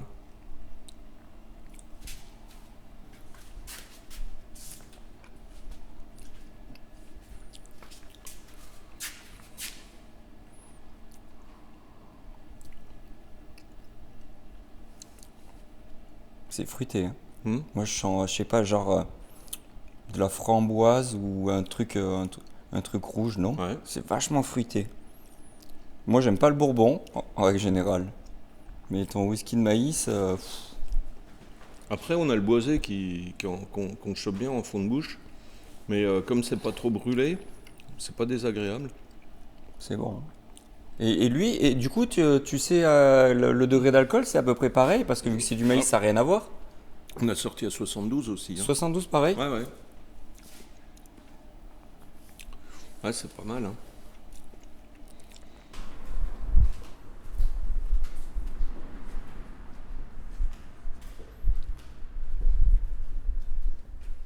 Alors là, on arrive dans ta cave au trésor, c'est ça ? Ah oui, elle commence à s'agrandir. Comme on constate, en fait, effectivement, il y a un début et puis un prolongement ici. Au fur et à mesure, on espère pouvoir continuer la progression depuis qu'on a commencé en 2003. À ce sujet, il y a d'ailleurs encore la plus ancienne de nos barriques qui se trouve parmi celles-ci discrètement. Donc un whisky qui a aujourd'hui 13 ans, qui va les avoir. Donc on est content de pouvoir continuer à travailler des élevages dans des barriques qui ont contenu que ce soit des vins ou des vins mutés, mais des choses qui ont déjà une histoire à raconter à travers ce que c'est devenu, c'est-à-dire le vin. Et puis après, on essaye de faire un whisky qui garde un peu son identité aussi à travers ça et qui apporte en fait une complexité aromatique qu'on n'aurait pas dans des barriques neutres ou dans des barriques neuves qui souvent apportent un peu trop de vanille ou de toastage. Mais on essaye de voir un peu jusqu'où on peut aller par rapport à tout ça. Ok, donc tu es quand même à la recherche de l'originalité. L'originalité, oui, et surtout cette particularité, cette richesse qu'on a en France de trouver des barriques à travers les différentes régions viticoles, que ce soit l'Alsace, la Bourgogne, le Jura ou au-delà. On a toujours des choses extraordinaires qui se libèrent et il faut juste être là en temps et en heure pour pouvoir préserver cette fraîcheur et pouvoir aller au bout de l'idée de faire des whiskies qui ont une âme. Là, vous avez également des barriques de différentes tailles. Entre 57 et 228 litres, une partie neuve, là où on voit marqué Uberard, on va dire encore une fois une autre approche concernant une eau de vie de bière qui vieillit un peu comme le whisky et qui donnera en fait un autre spiritueux s'appelant le Bierski. À la base, avant de commencer l'activité autour des eaux de vie de Malte, étant donné qu'elle existe grâce à la présence de la brasserie Uberard qui s'est implantée en 1999 avec laquelle on a décidé de faire du whisky en 2003. on avait déjà de l'eau de vie de bière, sachant que l'Alsace est riche en bière, donc on avait déjà fait des expériences.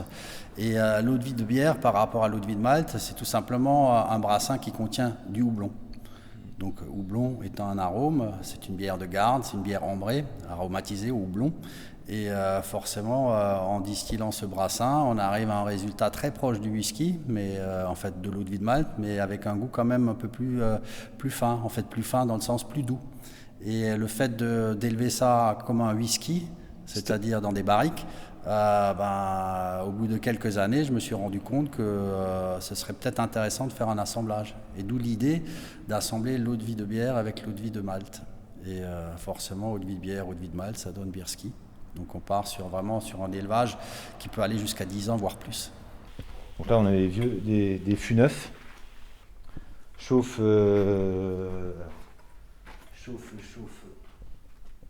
forte à gauche, chauffe légère à droite. Où le whisky donc qu'on a distillé depuis l'année dernière vieillit ici. Et on n'a plus qu'à goûter pour voir l'évolution un peu. Ça fait une bonne semaine que j'ai pas goûté. Ça va être intéressant de goûter ensemble. Mais là, c'est au bout de 2 mois, on a quelque chose, on a un bon nez boisé. Je peux ? Bien sûr. On a 60 degrés, 63 degrés.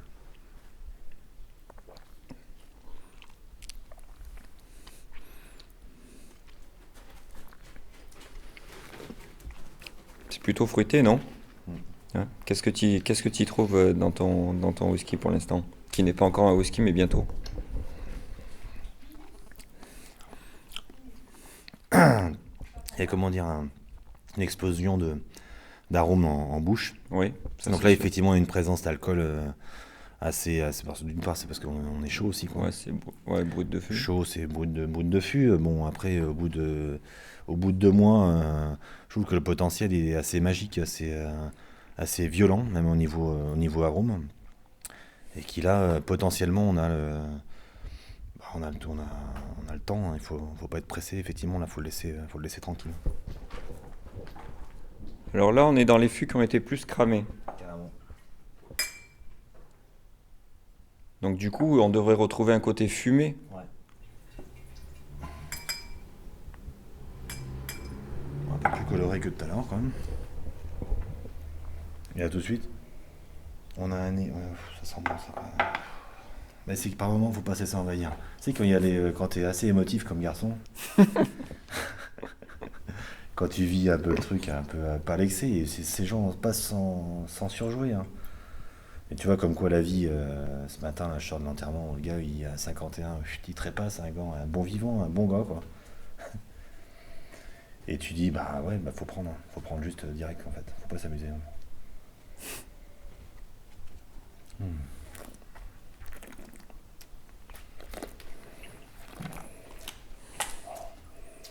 Ça, c'est...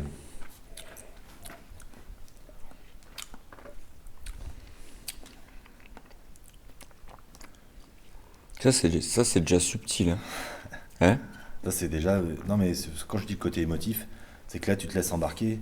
T'as une dimension tout de suite dans le whisky qui est...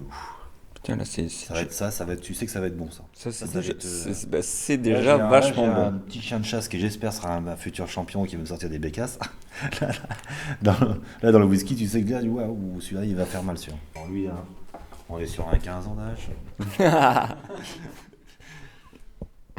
Non, mais il y a différentes degrés de chauffe, c'est ça, dans tous ces fûts, ou c'est tous les mêmes de côté ? Non, mais il y en a un, surtout, qui...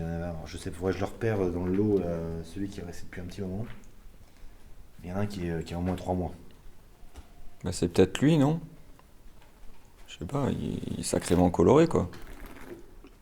Et bientôt, on va croire que c'est du Bordeaux.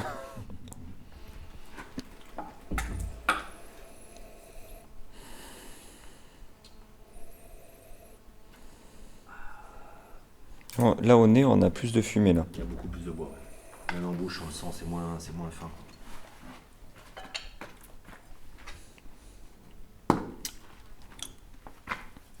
Après, ce qui est intéressant, c'est qu'il y a à chaque fois la même signature quand même.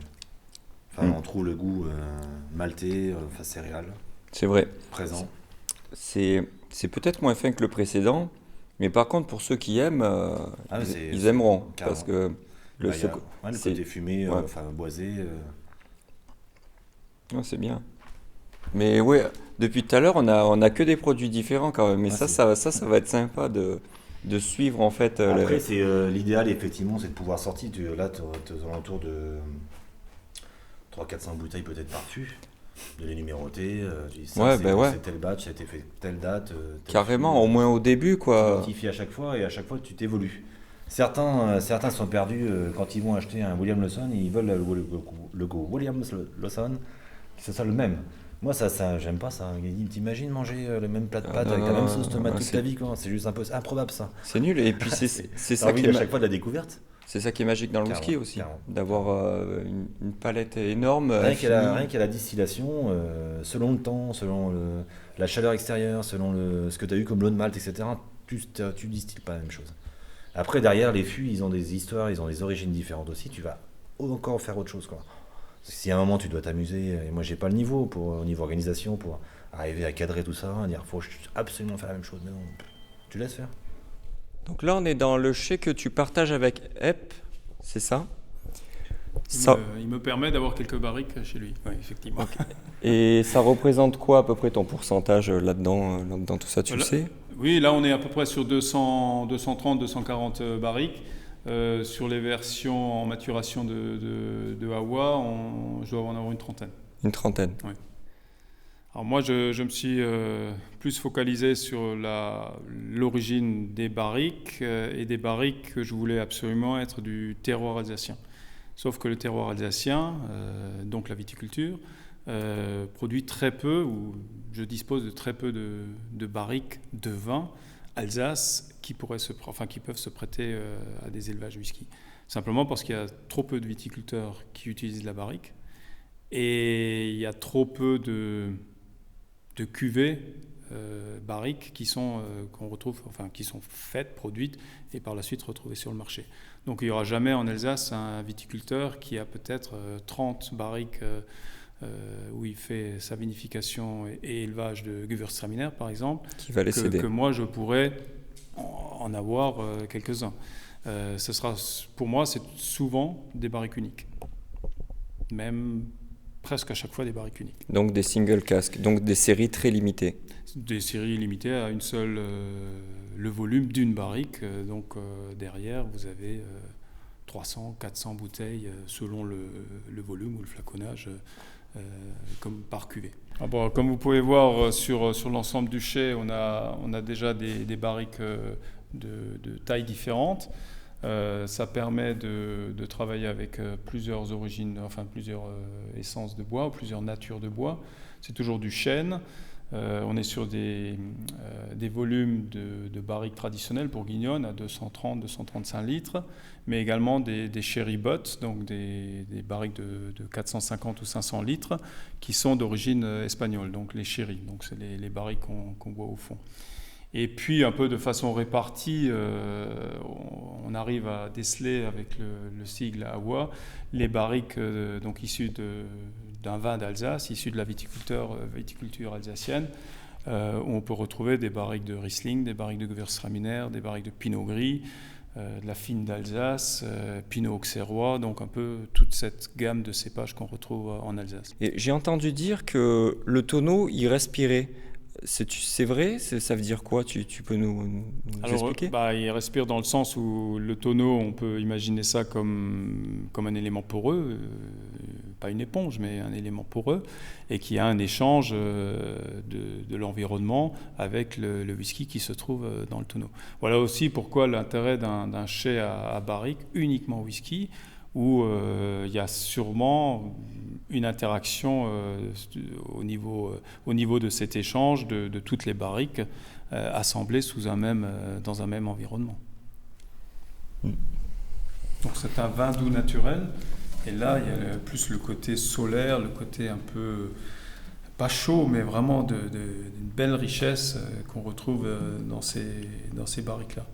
Et on est sur un cépage, le cépage Grenache, qui sont des vins très, très riches, très puissants, très denses, presque noirs, qui s'exprime vraiment sur le côté fruits charnus, cuits.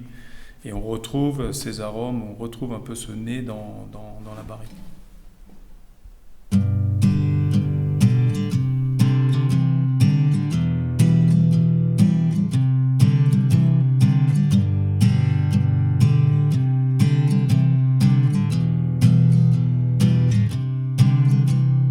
Once here hanging under a green tree, my pen was dry next to my coffee. The clock is running on the kitchen shelf. My girl is wearing out with myself. The spider wire leaks from the desert sun. The hot breeze is draining every choking lung. In this dry land, Coast Guards don't have no mailbox. Not the kind of place people go for detox, but the day goes on. Donc à la sortie du fût, le produit il est encore à 70 degrés d'alcool environ. Ouais, on est à 65 chez nous pour le vieillissement. 65. Et en fait, pour le ramener justement à 40 degrés, au degré auquel on le commercialise, on va utiliser ces deux engins qui sont des réfrigérants. Donc on va placer notre cœur de chauffe, donc notre whisky vieilli à 65 degrés là-dedans. On va rajouter la quantité d'eau de source nécessaire pour arriver sur le tout à 40 degrés. On va le passer à moins 4 degrés Celsius pour cristalliser toutes les particules en suspension, les impuretés. Et ensuite, par le biais de la filtration, on va tirer un produit à 40 degrés commercialisable sans impuretés. Alors justement, la filtration, tu peux un peu nous expliquer comment ça marche ? Alors la filtration, en fait, on va utiliser des filtres à plaques qu'on va placer dans cette machine qui est juste là. C'est tout simple. On place. Encore un là, etc. Et ensuite on vient serrer le tout pour compresser. D'accord. Voilà. Une fois que c'est resserré au maximum, on va simplement brancher le tuyau d'un côté et de l'autre. Avec la pression, on monte à 16 bars à l'intérieur, ce qui nous permet de filtrer en fait et de garder toutes les impuretés directement dans ces petites plaques. Et ensuite, à la sortie, on a un alcool à 40 degrés qu'on peut commercialiser, enfin mettre en bouteille.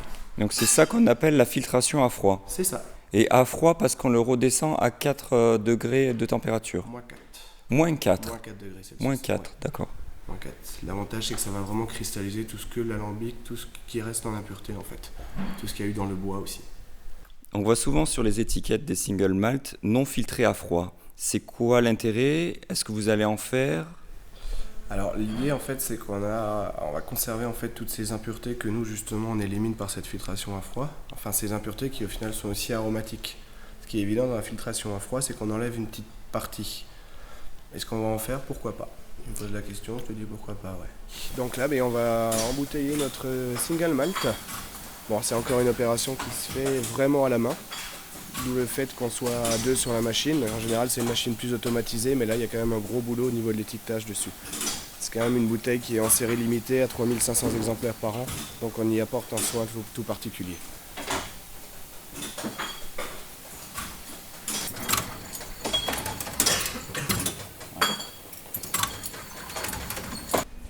Hop, donc ça, c'est par exemple le whisky qu'on a commencé donc à distiller donc en 2012. Donc c'est un des premiers whiskies. Des tout premiers ? Ouais, des tout premiers. Hop. Et voilà, donc on a déjà cette coloration un petit peu dorée, d'accord, due au contact du bois. Ça, c'est un fût de quoi ? Ça, c'est un fût de Sauterne. De Sauterne. Ouais, donc c'est un fût de Sauterne. Donc c'est un whisky qu'on pourrait déjà commercialiser parce que, comme dit, pour avoir l'appellation whisky, il faut un minimum de 3 ans de vieillissement. Voilà, mais comme je le disais, on prend le temps de vraiment développer notre produit. Donc pour l'instant, il est encore en train de vieillir. Donc, ici, on arrive vraiment dans la partie embouteillage, d'accord. Donc c'est-à-dire que le produit, notamment quand il s'agit d'eau de vie, a été distillé, d'accord. Une fois que la descente en degrés a été faite, il est stocké dans les cuves qui se trouvent ici, donc le degré de commercialisation. Et ensuite, on va rattacher la cuve à la chaîne d'embouteillage pour la mise en bouteille. Donc, la mise en bouteille, là actuellement, on est en train de mettre en bouteille des vodkas à la fraise. Parce que voilà, ça fait partie de notre développement aussi aujourd'hui. On fait du whisky, mais on fait également des vodkas aromatisés. Donc, c'est un processus relativement classique avec vraiment la mise des bouteilles sur la chaîne d'embouteillage. D'accord. Les bouteilles sont ensuite nettoyées, remplies, donc sur le carrousel. Elles sont ensuite capsulées. Et puis ensuite vient le poste de l'étiquetage, donc avec des étiquettes adhésives, d'accord. Le numéro de l'eau pour identifier la traçabilité du produit. Et puis ensuite la pose de la petite pyramide et de la mise en carton. Et est-ce que le choix de la bouteille et de l'étiquette a déjà été fait pour vos futurs whisky? Non, pas encore. On est en train justement de travailler sur le positionnement et également justement de voir quelle histoire en quelque sorte on va raconter, parce qu'on est quand même dans une vallée, ici la vallée de la Poutroie, qui est ce qu'on appelle le pays belge, qui a quand même une grande histoire.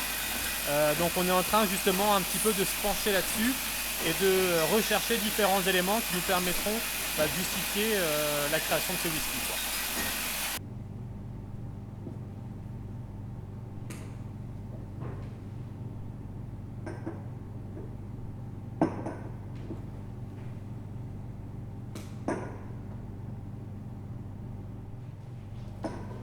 C'est bien de voir les emplacements, voir s'il y a des... Ah, si il y a des impacts sur... s'il y en a qui sont plus au soleil que d'autres.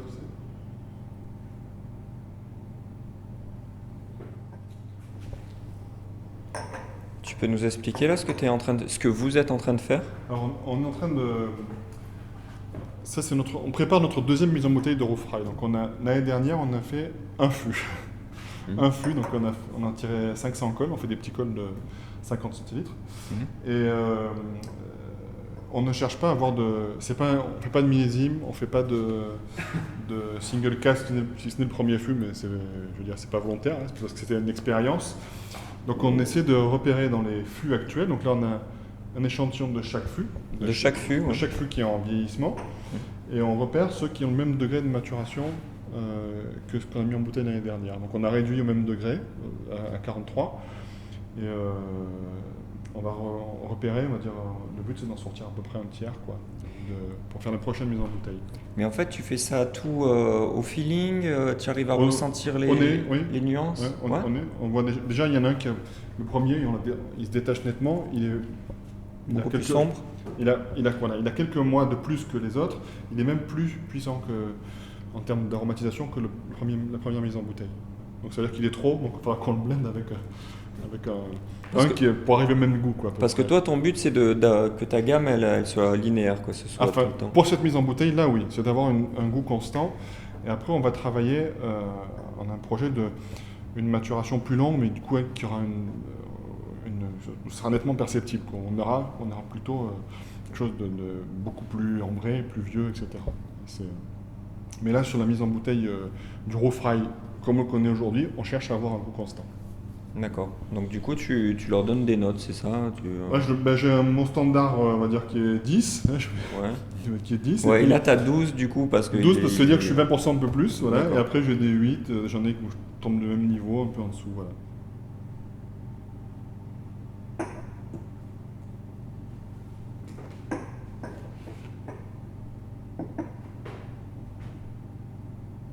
J'aimerais bien que tu nous expliques pourquoi vous avez choisi de faire un blend comme whisky, en fait. Pourquoi un blend? Déjà, il faut savoir que historiquement, on va dire que le whisky, sa naissance n'est pas vraiment en Alsace. Donc on a un grand monsieur, monsieur Holl, qui a lancé un petit peu ce whisky-là, enfin qui s'est dit tiens, pourquoi pas faire un whisky alsacien. Donc c'est lui l'inventeur de tout ça. Puis derrière, d'autres se sont dit ah ouais, il y a des choses sympas à faire, mais le coût de production reste relativement élevé, c'est un produit régional. Donc nous avons voulu déjà commencer par un produit, on va dire, plus accessible au niveau du consommateur, donc en faisant un blend, alors qu'un pur malt va être un produit de qualité supérieure, donc avec un coût supérieur et également un vieillissement plus long. Donc ça doit être un produit beaucoup plus abouti. On va dire que nous, on n'est qu'au début de ce qu'on est capable de faire avec un whisky. C'est pour ça qu'aujourd'hui, on a juste un blend. Il y a d'autres projets, certainement plus tard. Et tu peux nous parler un peu plus du produit, c'est-à-dire Quand on entend blend, qu'est-ce que ça veut dire? Qu'est-ce que c'est un blend? Alors, un whisky blend, en fait, c'est simplement un mélange de plusieurs maltages de céréales, de plusieurs céréales.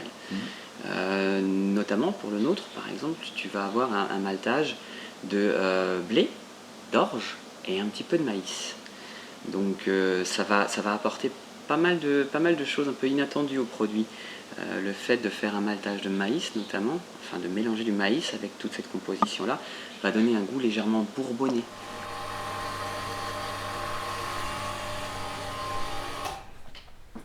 On a une petite tireuse où gravitairement on fait descendre, qu'on relie au tuyau et on fait descendre dedans. Et puis derrière tout est manuel. On met les bouchons en tapant au maillet, on colle les étiquettes à la main en posant voilà, l'étiquette sur le... et puis on met en carton. Voilà, donc c'est très artisanal, quoi. Voilà, après on a une toute petite production de bouteilles pour l'instant, donc effectivement ça suffit largement à notre besoin. C'est très artisanal, très manuel, ce qui permet aussi d'avoir un suivi jusqu'au bout humain, quoi. Alors qu'est-ce qu'il y a dans ce couloir de très spécial en fait? Il y a un petit secret là, il y a un petit trésor, non? Ouais, c'est ça, il y a la collection, il y a tous les emboutteillages que j'essaye de conserver pour qu'on puisse éventuellement les regoûter dans longtemps.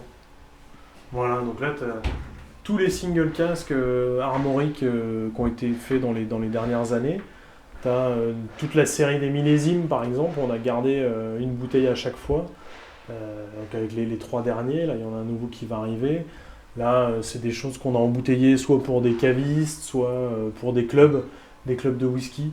Donc voilà, là tu as les différentes. Alors là c'est en dessous, c'est plus des différentes versions d'armorique. Alors armorique, il faut imaginer que voilà, avant c'était ça. Justement, j'allais te poser la question, quel a été le précurseur de tout ça, la première bouteille? Alors la première bouteille, c'est pas celle-là, je suis pas sûr d'en avoir... J'en ai peut-être en bas, parce que j'ai une deuxième collection. D'accord, ok. Mais ça fait partie effectivement des premières bouteilles, ouais. Ça, tu vois, ça date déjà, c'est 2008, donc... Bon, ça fait... Nous, on a le premier armorique qui est sorti en 98. Mais le packaging a assez peu changé en fait. Les 10 premières années. Ouais. Et depuis, comme tu peux le voir, on s'amuse un peu plus avec le packaging. Ouais. Donc en fur et à mesure, on voit une déclinaison par rapport au degré alcool aussi. Le single cask maintenant de base étant à 45 degrés, alors qu'au début on était à 43,8. Après il y a toute une série de whisky de collection, j'appelle ça des collections, on le voit à la couleur, qui ont vieilli un peu plus longtemps. C'est là que ça commençait à être très très intéressant au niveau des expériences de vieillissement, notamment dans les fûts de Banyuls. Donc on en a fait une petite série jusqu'à l'ultime, la dernière bien sûr. Et puis à travers les salons sur lesquels on peut s'exprimer, on s'est aventuré un peu dans des éditions spécifiques à ces amateurs qui cherchent toujours les choses un peu exceptionnelles. Donc on a sorti une petite série par rapport à ça. Et le temps passant, on arrive aux 10 ans. 10 ans d'âge, 10 years after, qui est vraiment le whisky abouti à mon goût, toujours dans ces fameuses barriques de Banyuls qui nous ont permis de sortir des whiskies à 47 ou à 48 degrés avec une très forte intensité, on va dire, à la fois aromatique et persistance en bouche.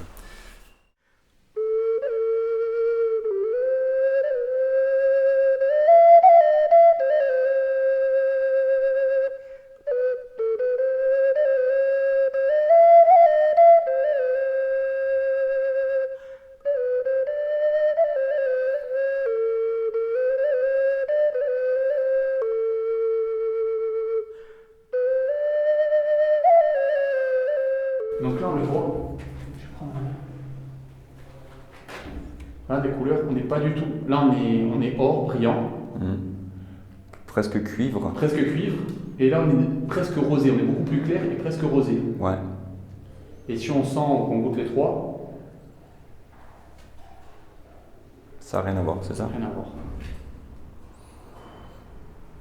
Donc voilà, nous ce qu'on aime c'est ça, c'est s'amuser. Parce qu'en fait il faut être honnête. Rien à voir. Voilà, pourtant la base est la même. Alors justement, j'ai une question.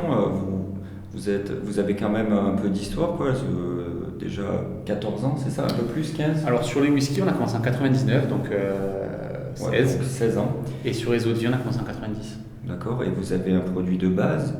Et ça doit être quand même vachement difficile d'essayer de garder toujours le même produit parce que c'est quand même quelque chose de vivant, quoi. Et... Alors, non, alors justement, c'est là où nous, on n'essaie pas de garder le même produit. D'accord.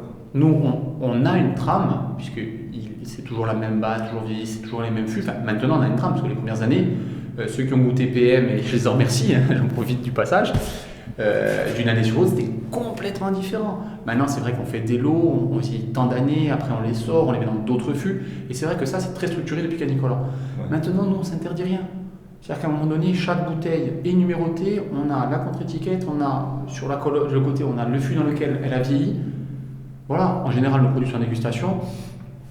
On ne s'interdit rien à un moment donné, voilà, si ça plaît, ça plaît, ça plaît pas, on le conçoit, on n'est pas un truc, mais on n'est pas là à vouloir faire un produit standardisé. Ça, c'est vraiment c'est notre angoisse. Hein, on veut surtout pas ça. Alors, celui-là, c'est le, je veux pas écorcher le nom. Alcette. Ouais, la famille Albertine. Ouais. Donc ça, c'est notre plus vieux whisky. Ce whisky a 14 ans. Donc il a d'abord vieilli dans les fûts du domaine Jean-Paul Gentil. On en revient à l'ADN, la colonne vertébrale du PM, je dirais. Et après, on a fait une finition en fût d'Alcette. Et on voit que le vieillissement change complètement la palette aromatique du produit. C'est vraiment surprenant. Après, moi, je suis plus sur l'odorat. Moi, vraiment, ce qui me plaît, c'est d'aller chercher, d'extraire tout ce qui est odeur. Plus qu'en bouche. Ouais. Les ans de repas vont être plus sur le palais. Nicolas, lui, va être plus sur la finaison. C'est vrai que l'avantage de déguster à plusieurs, on peut faire des assemblages et on recherche pas forcément la même chose. Donc après, c'est assez marrant.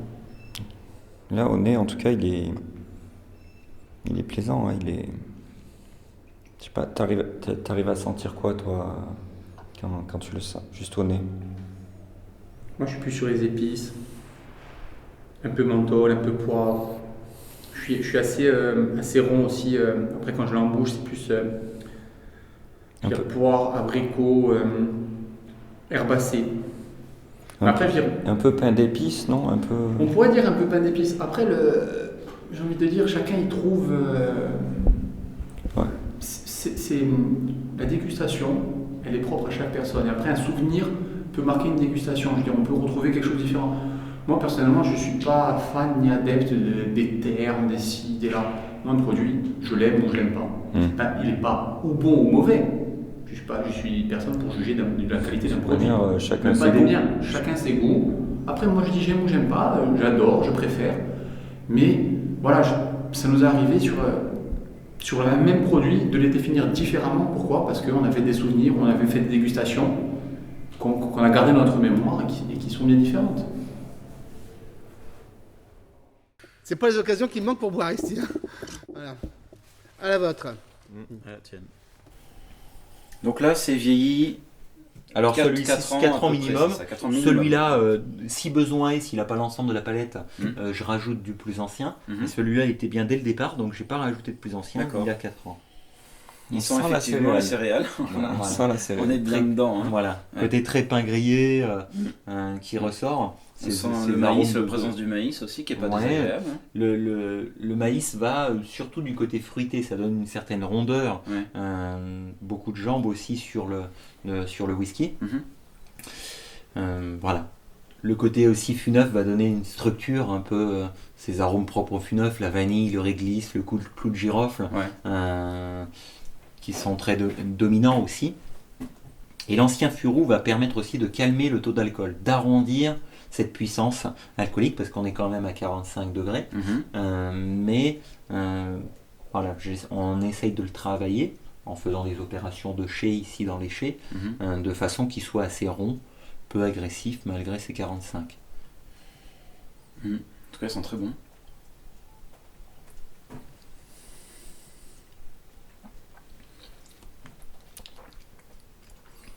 Il n'est pas simple, hein, il est riche, c'est un whisky qui est riche en termes de goût. Hein. Moi j'ai beaucoup de choses. Hein. Tu parlais tout à l'heure hors caméra de présence d'agrumes, etc. Ouais. Ah oui. C'est le côté agrumes c'est présent sort aussi, complètement. Et il y a aussi un côté un petit peu menthe, un petit peu réglisse, on est un petit peu dans ce truc-là aussi. Ouais. Tout en gardant le goût de la céréale que tu réussis à obtenir. Ça nous est très important, parce qu'on a des lots, mettons, très anciens, je me comprends, quoi, de 15 ans par exemple, 16 ans, qui sentent encore moins, mais qui sentent encore la céréale. Et ça, c'est important pour nous, parce que le whisky, c'est fait à partir de céréales. On trouve normal que ça sente la céréale malgré les années de vieillissement. D'autre part, on n'a pas parlé, mais il est non tourbé. Ça rejoint un peu le principe d'utiliser des céréales locales et des fûts locales pour les fûts neufs. Il n'y a pas de tourbe dans le secteur, donc on n'utilise pas de tourbe, on n'achète pas de malt tourbé pour la réalisation du whisky. D'accord. Et qu'est-ce qu'on peut souhaiter au whisky français alors ? Qu'est-ce qu'on peut lui souhaiter ? Alors, moi je dis toujours, la première chose à souhaiter, c'est que les Français soient aussi fiers de leur whisky et de leur spiritueux que les Américains sont fiers de leur bourbon, que les Écossais sont fiers de leur whisky. Tu croises un Écossais dans la rue, dans les 5 minutes qui suivent, il va te parler de whisky. Et quand je dis il va t'en parler, il va te citer des marques, il va t'expliquer comment c'est fait, il sait de quoi il parle. Voilà, tu vois, concrètement, il sait parfaitement de quoi il parle. Un Français va d'abord te parler de vin, probablement de champagne, rarement de spiritueux, hein, je veux dire pas beaucoup plus de cognac, d'armagnac, de calvados que de whisky si tu veux. Donc, et la plupart du temps, les Français maîtrisent quand même très mal une connaissance assez limitée de la façon dont on produit des spiritueux. Alors déjà, non propres spiritueux, hein, cognac, armagnac, calvados, liqueurs et eau de vie de fruits, mais alors évidemment encore plus de whisky. Tu sais, moi quand je dis toujours, la première chose à savoir du whisky, c'est que c'est une eau de vie de bière, hein, voilà. Tu fais rien, ça s'appelle de la vodka, t'aromatises, ça s'appelle du gin, tu fais rien, tu mets ça dans un fût de chêne, enfin sous bois tout au moins, ça s'appelle du whisky. Et déjà les gens sont très surpris quand on raconte ça. Donc je trouve que le plus grand risque, et je veux dire le plus grand frein à l'expansion du whisky français, c'est nous les Français en premier, parce que il faut qu'on se réapproprie les savoir-faire, il faut qu'on se réapproprie cette histoire-là, et il faut qu'on se fasse les prosélytes et les premiers défenseurs et les premiers ambassadeurs du whisky. Enfin, il faut que les gens se réapproprient la distillerie qui est dans leur région, dans leur zone, qu'ils aillent la visiter, qu'ils aillent la goûter, qu'ils goûtent le whisky et puis qu'ils sachent en parler. Et puis s'ils le goûtent, ils vont trouver ça très bon, et s'ils trouvent ça très bon, ils vont le défendre et en être les ambassadeurs.